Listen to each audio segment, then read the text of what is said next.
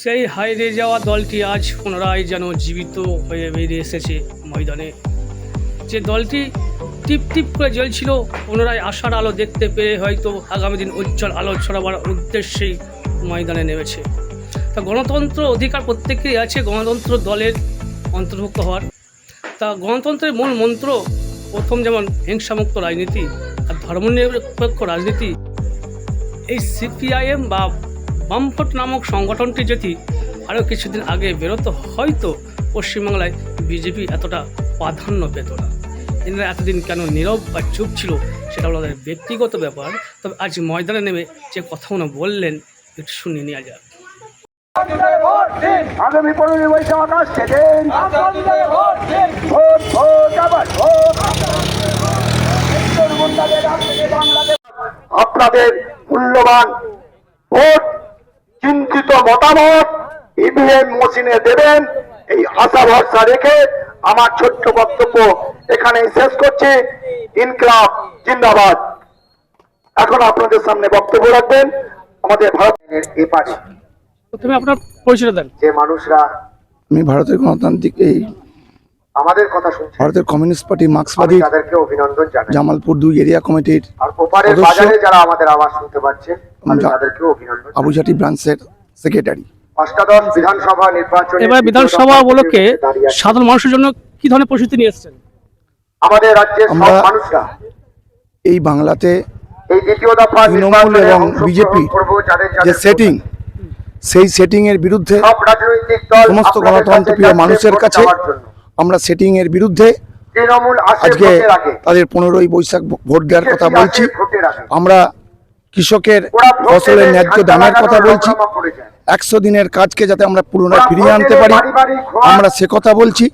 সমস্ত গরিব মানুষের মাথার উপরে যাতে আমরা আবাস যোজনার ছাদ তৈরি করে দিতে পারি, আমরা সেই চিন্তা ভাবনা নিয়ে এগোচ্ছি।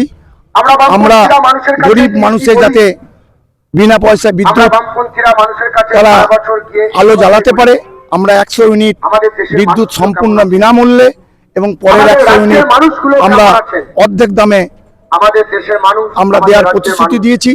আমরা বলেছি বেকার যুবক যুবতীদের প্রতি বছর দুর্গাপুজোর মতন আমরা এসএসসি এবং পিএসসির পরীক্ষা আমরা চালু করব। প্রতি বছর দুর্গাপুজোর মতন স্কুলে শিক্ষক নিয়োগ হবে। সমস্ত বাড়িতে একটা করে স্থায়ী কাজ আমরা ব্যবস্থা করব। যদি 15 বছর তৃণমূল সরকার রাজত্বকালীন আপনারা কি দেখছেন?